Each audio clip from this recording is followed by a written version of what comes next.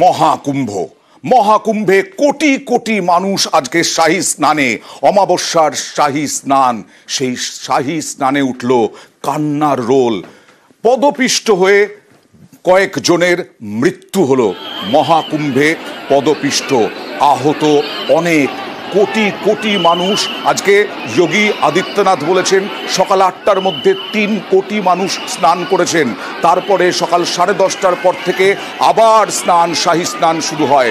আর তার আগে শাহী স্নানের সময় ত্রিবেণী সঙ্গমে গিয়ে পদপিষ্ট পুণ্যার্থীরা আহত এখনো পর্যন্ত বেশ কয়েকজন। সাময়িক বন্ধ থাকার পর পরিস্থিতি নিয়ে প্রধানমন্ত্রী একাধিকবার যোগী আদিত্যনাথের সঙ্গে কথা বলেছেন। চপারে পরিস্থিতির ওপর এখনো নজর চলছে, ভিড় এড়াতে বারবার প্রচার প্রশাসনের। আর সেই সময় কি ঘটেছিল তাদের সঙ্গে, বেশ কয়েকজন প্রত্যক্ষদর্শী বলবো না, একেবারে অভিজ্ঞতা যাদের হলো, যাদের পরিবার পরিজনও হারিয়েছেন, মিসিং রয়েছে, নিখোঁজ রয়েছেন, তারা কি বলছেন দেখুন। हम लोग आए थे यहाँ पे नहाने के लिए और आते ही पहले तो वहाँ से पुलिस रोका नहीं किसी को गेट पे, गेट पूरा खुला हुआ था, सब लोग आए थे। और उसके बाद यहाँ पे कितने बजे का वक्त था? 1:30 बजे का वक्त था। 1-1:30 बजे आप लोग भी किसी को ढूंढ रहे हैं? हाँ, दादी मेरी नहीं मिल रही है रात से ही, मेरा सारा सामान खो गया, पता नहीं कहाँ है। यहीं पर सो रहे थे आप लोग? नहीं, हम लोग आए थे, बैठे ही थे, अचानक से मतलब पहले आने वाला और जाना एक ही साथ, एक ही गेट से आते भी थे और एक ही गेट से जाते भी थे। ऐसे में थोड़ी ना होता, साइड साइड से लाते तब ना होता, ना ही वहाँ गेट बंद हुआ था। तुरंत में सब दादी उदी बेहोश पता नहीं कहाँ चली गई, नहीं अभी तक कोई मिल ही नहीं रही है। सडनली बहुत ज्यादा भीड़ इसी घाट पे आ गई थी और उसके वजह से डाइवर्ट करने में जाने और आने वाले दोनों आपस में हो गए थे, उसी में धक्का मुक्की की वजह से। यही कहीं सो रहे थे आप?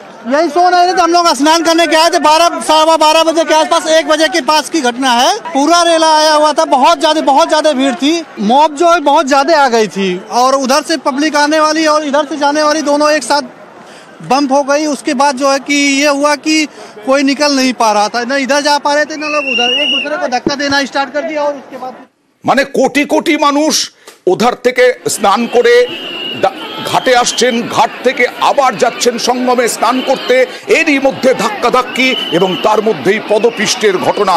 ত্রিবেণী সঙ্গমে ভয়াবহ দুর্ঘটনা। এর আগে অর্থাৎ পদপিষ্টর দুর্ঘটনা ঘটার আগে একটা মাইকিং ছিল, সতর্ক রাখার জন্য সতর্কতার প্রচার ছিল। দেখুন কি বলা হচ্ছে মাইকিংয়ে। सभी श्रद्धालु सुन लें, यहाँ लेटे रहने से कोई फायदा नहीं है, जो सोवत है सो खोवत है। उठिए उठिए, स्नान करिए और ये आपके सुरक्षित रहने के लिए बहुत आएंगे और भगदड़ मचने की संभावना है। आप पहले आ गए हैं तो आपको सबसे पहले अमृत मिल जाना चाहिए। सभी श्रद्धालुओं से करबद्ध निवेदन है, उठे उठे उठे, सोए ना। বহু লোক, বহু মানুষ শুয়েছিলেন, অপেক্ষা করছিলেন তারা যাতে ধীর স্থির ভাবে শাহী স্নানে অংশগ্রহণ করে, সেই অনুরোধেই মাইকিং করা হচ্ছিল। আমার সঙ্গে রয়েছেন সহকর্মী আশিকা। আশিকা, ইনভেস্টিগেশনে কোন কোন দিকগুলো দেখা হচ্ছে? এখন অবধি যা পুলিশের দিক থেকে ফার্স্ট ফোকাস হচ্ছে ওটা যে আজকের স্নান, যেখানে 10 কোটির বেশি লোক স্নান করার এস্টিমেট আছে, ওটা কিভাবে দ্রুত হয়, লোকে ঢোকে স্নান করে আবার তাড়াতাড়ি বেরিয়ে আসে, এটার উপরে ফোকাস আছে। কিন্তু কিভাবে ঘটনাটি ঘটে এটা দেখা জরুরি। রাতের সময় যা এখন বলা হচ্ছে, লোকে সঙ্গম নোজের কাছে ওখানে শুয়ে গেছিল যে সকালে যখন শাহী স্নান শুরু হবে সবচেয়ে আগে গিয়ে ওখানে স্নান করে বেরিয়ে আসবে। কিন্তু সেই সময়ই আরো ভিড় ওখানে পৌঁছয়ে ব্যারিকেড ভেঙে ওখানে এগোতে থাকে যখন এই ঘটনাটি ঘটে। এখন পুলিশের সামনে সবচেয়ে বড় চ্যালেঞ্জ হচ্ছে কিভাবে আজকের দিনটা, যখন সবচেয়ে বেশি ভিড় হয় কুম্ভ মেলাতে, আজকের দিনটা বাকি যে দিন আছে, যেন কন্টিনিউসলি সারা রাত স্নান হয়েছে। আজ সারাদিন সকাল 10টা অবধি প্রায় 4 কোটি স্নান হয়ে গেছিল, সেটা কিভাবে ঠিকঠাক আজকে থাকে। ওকে, আমার সঙ্গে রয়েছেন আরেক সহকর্মী একেবারে মহাকুম্ভ থেকে এবং প্রতিনিধি রূপাঞ্জন।